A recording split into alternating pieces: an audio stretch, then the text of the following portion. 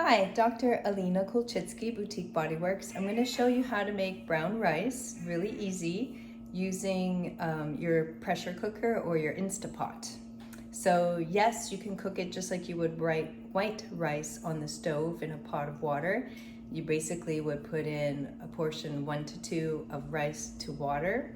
So for example, 1 cup of rice to 2 cups of water, bring it to a boil, and once it's got a hard boil, bring it down to a medium-low heat and just cook at that until it's done and the water evaporates, and being careful that it doesn't burn.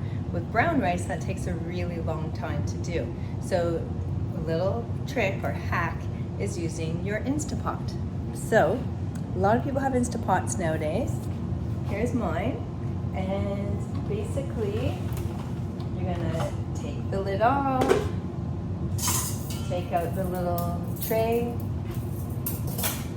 have your brown rice of choice ready. Of course, use organic, I do, always, to reduce my pesticide load. It's in that way that organic is healthier for you. I'm going to pour in a cup. So this is literally 1 cup.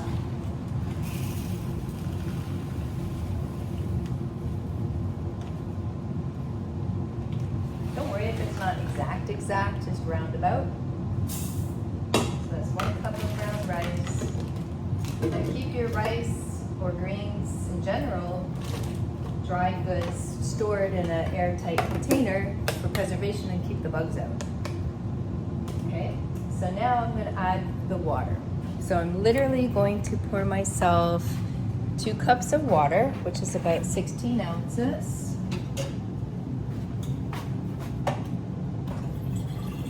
I like using the fridge because it tells me exactly. Now actually from my experience, I'm going to do 15 ounces. I've found that that works for me to get the texture that I like. So of course play with things. Everybody's different in terms of how soft or firm they like their food. Excuse me, sorry, allergies, South Texas. So I'm gonna literally just pour the water in, and that's it.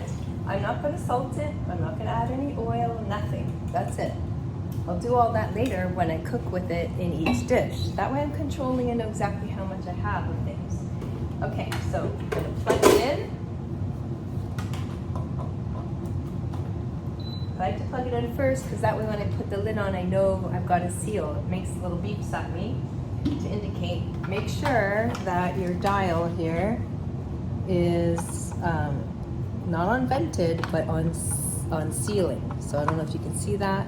So not vented, turn it to sealing, so it holds a seal when it cooks. That way it can get the pressure it needs. Put the lid on. And then, did you hear that? It went so that tells me that it's sealed. Okay, so all that's on. Notice it says off. Let's bring you closer. So I'm gonna touch pressure cook. I've already got mine set because that's what I use it for mostly. My Instapot is to cook rice or beans, legumes. 20 minutes. By the way, this is the same almost for legumes. It automatically turns on and voila, you just let it do its thing. So it's going to count down 20 minutes once it reaches the amount of pressure it's supposed to have to cook. Then once it's done, it'll beep. Leave it to decompress itself, and I'm going to show you that when it gets to that point. So for now, we're just going to wait for it to finish cooking. I'm going to let it sit for a while for it to decompress. So I'll see you soon. Okay, so the Instapot has gone off. 20 minutes have passed. Now it's on the cool cycle. So let me show you what that looks like. See how it says L001? It's counting down. Notice here at the top, that little silver button is still sticking out. So you want to wait for that to drop. And then it's safe to open your Instapot and won't release the pressure when the pressure is at a dangerous level and could explode. So do not open your pot until that button is down. For the rice, I mean, you can decompress it by turning the knob and letting all the steam out and wait. But with the rice, it cooks really nicely if I just let it come down on its own. So I'm just gonna let it sit longer in the heat and the water absorbing into the rice and making it nice and plump and tender. And so we'll wait for that button to drop by itself. See you after. Okay, the Instapot is done. So note the little silver button has gone down. It's sunk into itself. It's recessed. And when I turn this knob, no steam has come out. So now we can go ahead and turn the Instapot off, which is by pressing that cancel button. I like to just safety's sake unplug it. You're gonna carefully turn, open, back off so that steam isn't hitting you in the face. And our rice is cooked within. And look at that. Okay, so let me show you what I like to do next in terms of storage, because I'm not gonna eat all that rice by myself at once in one sitting. So I'm bringing the big pot over to the sink. I've got my storage container. I always use glass. And we're gonna scoop out the contents of the big pot into the storage container. So loosen it from the sides first. And you can see all the water is gone. So I had my ratio right in terms of 1 cup of rice, 15 ounces of water. I could, depending how like soggy or not soggy you want your rice, maybe put a little tiny bit of less water, maybe 14 ounces. Just careful because you want to make sure it cooks.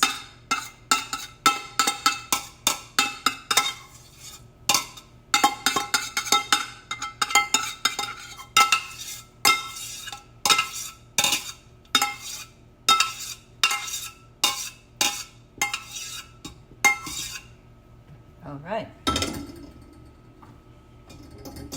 Yeah, it's cold. So that perfectly fills my little glass container.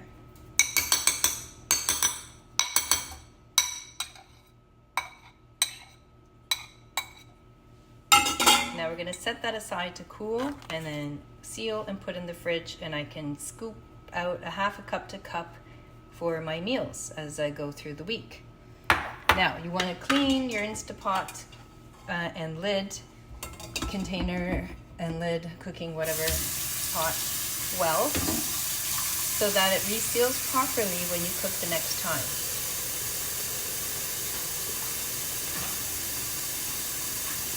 So what I mean is this rubber plastic seal, it needs to be nice and clean.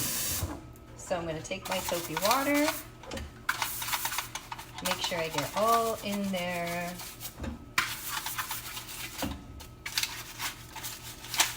If you ever cook and find in the future, like when you go to cook again, it's not sealing or beeping on you and doing funny things, it could be because this isn't cleaned properly. So just FYI.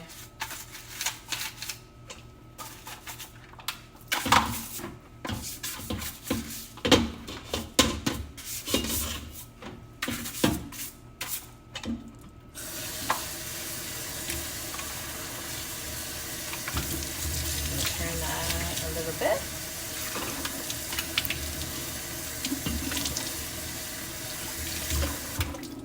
Okay, I'm going to set that to dry.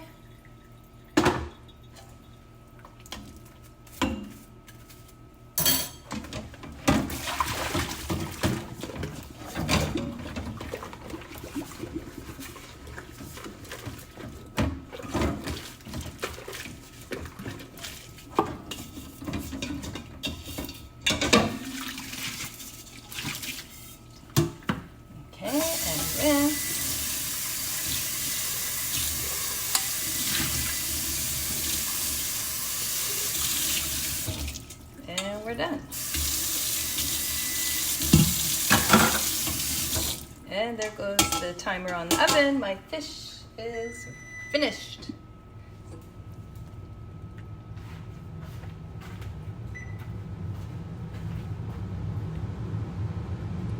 Okay, so that's it for the brown rice, and now you know how to make it nice and easy and get the texture really nice and soft so that it's not hard. And play with the ratios of water to rice depending on your preference, if you want it al dente, a little bit chewy, or if you want it really well cooked. And that's it. I didn't flavor it or anything because I'm going to flavor it every time I use it in a meal differently each time so that I have variety. But for a one person household or two person, this is enough to last me a few days. Well, for one person this lasts me the week, to be honest. But for depending how much you eat. If you eat low carb like I do, 1 cup to half a cup of cooked rice is all I put in a meal.